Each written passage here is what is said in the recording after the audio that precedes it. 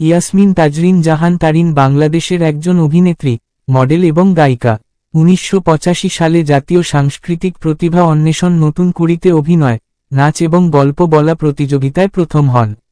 তখন থেকেই তিনি শিশু শিল্পী হিসেবে ছাইট পর্দায় কাজ করতে শুরু করেন। তিনি ওস্তাদ হাসান ইকরাম উল্লাহ এর কাছে শাস্ত্রীয় সঙ্গীতে তালিম নেন। ছাইট বেলায় গানের মিউজিক শুনলেই তিনি নাচতেন। আরও ছিল মিমিক্রি করার অভ্যেস। নাচের প্রতি আগ্রহ দেখে মা তাহমিনা বেগম ৩.৫ বছরের তারিনকে ভর্তি করিয়ে দেন তপন দাশগুপ্তার কাছে। ১৯৮২ সালে তিনি নাচ শেখা শুরু করেন। ১৯৮৪ সালে তিনি প্রথম সাংস্কৃতিক অনুষ্ঠানে নৃত্য পরিবেশন করেন এবং সেই সময় নামকরা কয়েকটি পত্রিকায় সে অনুষ্ঠানের ছবিও প্রকাশিত হয়। ধীরে ধীরে কুমিল্লায় তিনি পরিচিতি পান। সরকারি বিভিন্ন অনুষ্ঠান হলেই ডাক পড়ত শিশু শিল্পী তারিনের। ছাইট থেকেই তিনি বেড়ে উঠেছেন একটি সাংস্কৃতিক পরিমণ্ডলে। যেহেতু মা তাহমিনা বেগম বকুল ছিলেন একজন সংস্কৃতিমনা সুরপিয়াসী, তার উল্লেখযোগ্য নাটক হল এইসব দিনরাত্রি, সংসপ্তক, ফুল বাগানের সাপ, কথা ছিল অন্যরকম, ইউটার্ন, মায়া, হারানো আকাশ, রাজকন্যা, সবুজ ভেটে, অগ্নিবলাকা ইত্যাদি।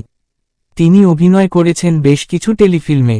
তারিন পীড়িত রতন পীড়িত যতন এবং কাজলের দিনরাত্রি নামের দুটি সিনেমায় অভিনয় করেছেন। তারিন সকাল সন্ধ্যা ধারাবাহিক নাটকের প্রধান ভূমিকায় প্রথম শিশু চরিত্রে অভিনয় করেন। তারপর তিনি ১৯৮৮ সালে শহীদুল্লাহ কায়সারের লেখা উপন্যাস অবলম্বনে নির্মিত ধারাবাহিক নাটক সংসপ্তকে শিশু চরিত্রে অভিনয় করেন।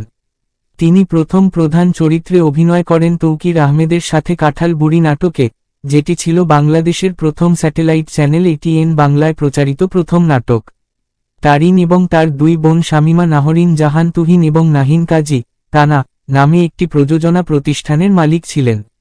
বর্তমানে তিনি নিজস্ব প্রযোজনা প্রতিষ্ঠান এ নিউট্রি এন্টারটেইনমেন্ট এর সাথে যুক্ত। তারিন ২০১১ সালের ঈদুল আজহায় আকাশ দেবকাকে শিরোনামে প্রথম একক অ্যালবাম বের করেন। সেখানে ১০টি গান ছিল, যার মধ্যে ৪টি দ্বৈত গান ছিল। এই দ্বৈতগানগুলো তিনি কলকাতার রাঘব চ্যাটার্জি ও রূপঙ্কর বাগচি এবং বাংলাদেশের ইবরার টিপু ও তপন চৌধুরীর সাথে গেয়েছিলেন। সে স্বপ্নগুলো জোনাক পোকার মতো নাটকের শিরোনাম গান গেয়েছিলেন। তিনি একটি বাংলা চলচ্চিত্রে বাংলাদেশি অভিনেত্রী শাবনূরের জন্যও কণ্ঠ দিয়েছিলেন। এছাড়াও তিনি দুটি ভারতীয় বাংলা চলচ্চিত্রে প্রিয়াঙ্কা ত্রিবেদী এবং প্রিয়াঙ্কা ব্যানার্জির হয়ে কণ্ঠ দিয়েছিলেন। ২০০৬ কথা ছিল অন্যরকম শ্রেষ্ঠ টিভি অভিনেত্রী জনপ্রিয় বিভাগে মেরিল প্রথম আলো পুরস্কার অর্জন করেন। ২০০৭ মায়া শ্রেষ্ঠ টিভি অভিনেত্রী জনপ্রিয় বিভাগে মেরিল প্রথম আলো পুরস্কার জিতেছেন। ২০১২ সবুজ ভেলভেট শ্রেষ্ঠ টিভি অভিনেত্রী সমালোচক বিভাগে মেরিল প্রথম আলো পুরস্কার জিতেছেন। ২৬শে জুলাই ১৯৭৬ সালে তিনি জন্মগ্রহণ করেন। আজ তার জন্মদিন। জন্মদিনে তাকে জানাই লাল গোলাপ শুভেচ্ছা ও ভালোবাসা। ফেরদৌস আজিম, আমার তারকা, প্রতিভার আলো।